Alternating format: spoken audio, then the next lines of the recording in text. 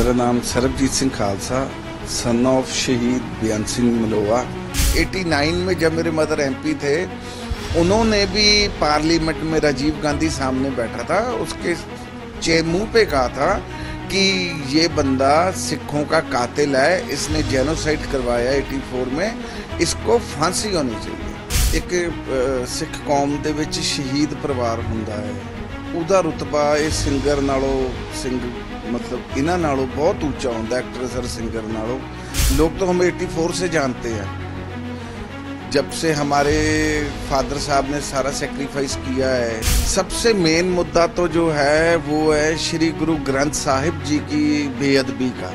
एक सेकंड है हमारा किसानी का जो मुद्दा है, MSP का। मेरा नाम सरबजीत सिंह खालसा, सन ऑफ शहीद बेअंत सिंह मलोआ। तो मेरे मम्मी का नाम था विमल कौर खालसा, जो 89 में रोपड़ से मेंबर पार्लियामेंट थे। सर, इस बार आप चुनाव लड़ने जा रहे हैं, कौन सा एरिया है, क्या कुछ खास रहने वाले, आपके लिए क्या कुछ मुद्दे रहेंगे, क्या करेंगे चुनाव लड़ने? इससे पहले भी क्या आपने चुनाव लड़ा है? मैंने पहले 3 बार इलेक्शन लड़ा है, ये 4th टाइम है। इस बार मैं फरीदकोट से लड़ने जा रहा हूँ। वैसे तो मेरा मन कोई बिल्कुल नहीं था इलेक्शन लड़ने का, मुझे लोगों ने अप्रोच किया है कि आप आओ, हम आपका साथ देंगे, और बहुत मतलब बहुत ज़्यादा अप्रोच किया उन्होंने, मुझे प्रेशर करा कि नहीं आप आओ, तो इसलिए फिर मैं रेडी हूँ। वैसे तो मेरा मन नहीं था इलेक्शन लड़ने का। इस बार आपके लिए चुनाव में जब आप खड़े हैं, आपके ऑपोजिशन में फरीदकोट से बीजेपी से हंसराज खड़े हैं, आम आदमी पार्टी कांग्रेस से भी कोई गायक खड़े, मतलब कुछ सिंगर भी हैं और कुछ पुराने पॉलिटिशियन भी हैं, तो आप उनके साथ अपना मुकाबला कहाँ पर देखते हैं? देखो, जो एक सिख कौम ਦੇ ਵਿੱਚ शहीद परिवार ਹੁੰਦਾ है, ਉਹਦਾ रुतबा ਇਹ ਸਿੰਗਰ ਨਾਲੋਂ मतलब इन्हां नालों बहुत ऊंचा होता है, एक्ट्रेस और सिंगर नालों। तो ताही इन सिंगरों करके ही मुझे इन्होंने अप्रोच किया है, फरीदकोट वालों ने, कि हमारे यहाँ सिंगर ही खड़े हैं, आप आओ, हम आपको ज़रूर जिता के पार्लियामेंट भेजेंगे। आपके लिए फरीदकोट में कौन से मुद्दे अहम रहने वाले हैं जो आप लोगों के लिए उठाने वाले हैं? सबसे मेन मुद्दा तो जो है वो है श्री गुरु ग्रंथ साहिब जी की बेअदबी का, क्योंकि बहुत देर हो गई है इस मुद्दे, मतलब इसका इंसाफ नहीं मिल सका, दोषियों को सज़ा नहीं हुई, गवर्नमेंट पकड़ नहीं सकी अभी तक। तो उसके एक तो वो है, एक सेकंड है हमारा किसानी का जो मुद्दा है, MSP का। थर्ड भी बहुत गंभीर मुद्दा है जो है पंजाब में नशों का। फरीदकोट एरिया में बॉर्डर एरिया है, तो नशे तो बहुत ज़्यादा मतलब पंजाब को खोखला करते जा रहे हैं, इनको रोकना बहुत ज़रूरी है। सर, एक तरफ देखने को मिल रहा है कि जो चेहरे हैं जो दूसरी पार्टियों से खड़े, वो काफ़ी जाने माने हैं, लोग उनको जानते हैं, समझते हैं। एक तरफ आप खड़े, तो आपको क्या एडवांटेजेस और डिसएडवांटेजेस हैं इस इलेक्शन में अगर वो आपके विपक्ष में खड़े हैं?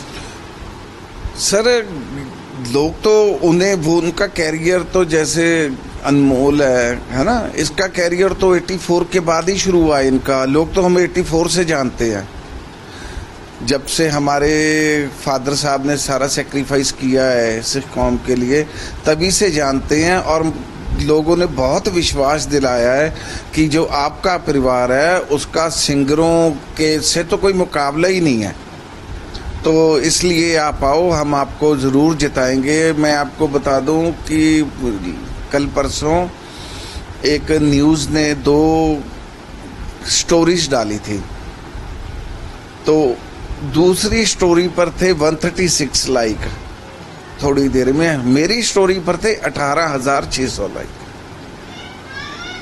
मतलब लोग बहुत मन से हमें चाहते हैं कि हम आएँ, क्योंकि ये जो मुद्दे हैं ना, बेसिकली ये वही समझ सकता है जिन्होंने कुर्बानी की है, जिन्होंने सेक्रीफाइस किया है। क्योंकि श्री गुरु ग्रंथ साहब की बेअदबी का अब ये सरकार है, सरकार ने इस बार भी कुछ नहीं किया। एक्चुअली ये जो सरकारें हैं ये सेंटर के दबाव में चलती हैं।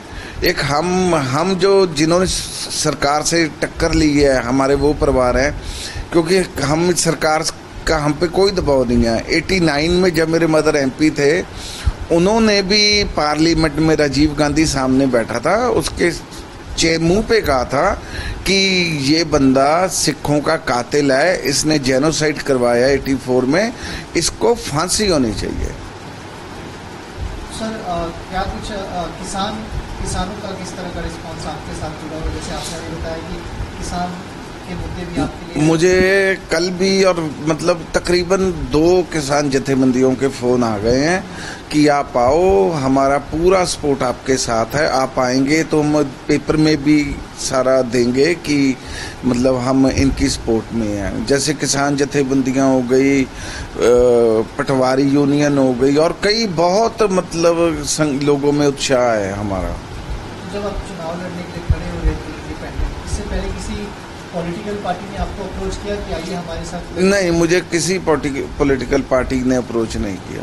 तो आपकी चाहत थी कि कोई पॉलिटिकल पार्टी आपको अप्रोच करे? नहीं, मैं एक्चुअली बात पता क्या है, अगर हम किसी भी पॉलिटिकल पार्टी से जुड़ते हैं तो हमारे मतलब जो चाहने वाले हैं, जैसे हम किसी पार्टी से जुड़े, हमारे जो बीच में चाहने वाले हैं जो जिनसी उस पार्टी के साथ क्लैश है, तो वो फिर लोग इतराज़ करते हैं, जी आप इस पार्टी के साथ मत जुड़ो, आप इसके साथ मत जुड़ो।